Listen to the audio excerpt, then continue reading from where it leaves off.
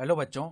तो चलिए इस प्रश्न को पढ़ते हैं। सिद्ध कीजिए कि प्लस आर गुणा आर से आर तथा गुणा आर से आर क्रम विनिमय द्विआधारी संक्रियाएं हैं, परंतु माइनस आर गुणा आर से आर तथा भाग आर गुणा आर से आर क्रम विनिमय नहीं है।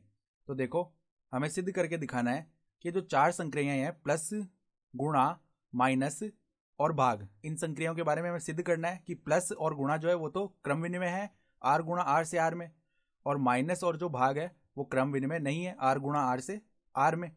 तो देखो, प्रश्न में आगे बढ़ने से पहले इस प्रश्न से संबंधित जो मुख्य अवधारणा है उसकी हम चर्चा कर लेते हैं। तो देखो, मुख्य अवधारणा देखो क्या हो जाएगी। क्रम विनिमयता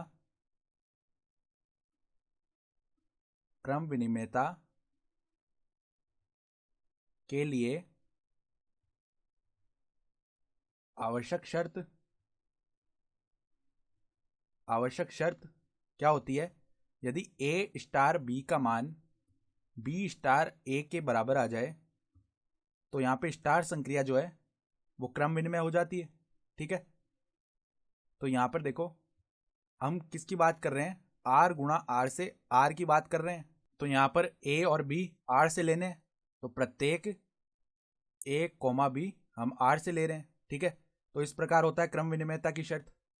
तो अब देखो, सबसे पहले प्लस की बात करें हम, तो देखो, प्लस संक्रिया के लिए प्लस संक्रिया के लिए प्लस संक्रिया के लिए प्रत्येक ए कोमा बी यदि हम आर से लें, तो अगर हम देखो ए स्टार बी निकालें, ए स्टार बी, तो उसका मान क्या आएगा? ए प्लस में बी के बराबर आ जाएगा। और अगर हम बी स्टार ए का मान निकालें तो उसका मान क्या आएगा? बी प्लस में ए के बराबर। तो बी प्लस ए को हम ऐसे भी तो लिख सकते हैं ए प्लस में बी। तो हम क्या देख पा रहे हैं यहां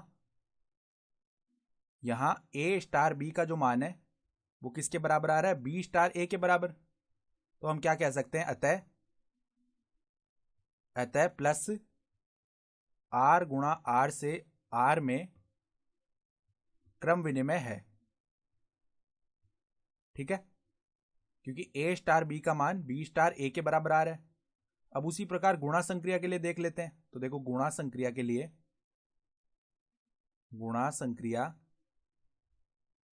के लिए प्रत्येक ए कोमा बी अगर हम आर से लें, तो अगर हम ए स्टार बी का मान ज्ञात कर रहे हैं तो वो क्या होगा? ए गुणा बी अर्थात ए बी। इसी प्रकार अगर हम बी स्टार ए का मान ज्ञात कर रहे हैं तो वो क्या आएगा? बी गुणा में ए अर्थात ए बी के बराबर ही आ जाएगा, क्योंकि बी गुणा ए और ए गुणा बी बराबर ही होता है। ठीक है, तो यहां हम क्या देख पा रहे हैं? ए स्टार बी का मान बी स्टार ए के बराबर आ रहा है, अर्थात ए स्टार बी का मान बी स्टार ए के बराबर आ रहा है। तो हम क्या कह सकते हैं कि गुणा संक्रिया अतः अतः गुणा संक्रिया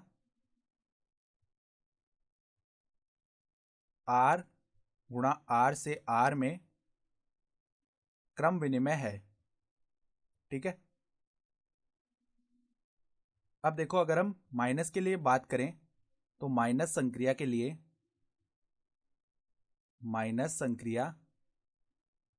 लिए प्रत्येक ए कोमा बी अगर हम आर से लें तो ए स्टार बी का मान क्या आएगा?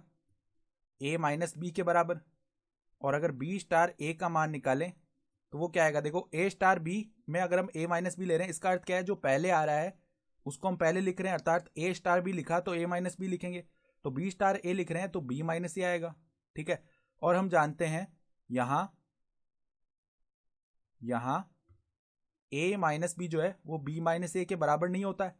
तो हम क्या बोल सकते हैं कि ए स्टार बी का जो मान है वो बराबर नहीं आ रहा है बी स्टार ए के। तो हम क्या बोल सकते हैं? अतः अतः माइनस संक्रिया आर गुणा आर से आर में क्रम विनिमय नहीं है, क्योंकि ए स्टार बी का मान बी स्टार ए के बराबर नहीं आ रहा माइनस संक्रिया के लिए, तो ये क्रम विनिमय नहीं होगी। ठीक है, इसी प्रकार हम भाग संक्रिया की बात करते हैं। तो देखो, भाग संक्रिया के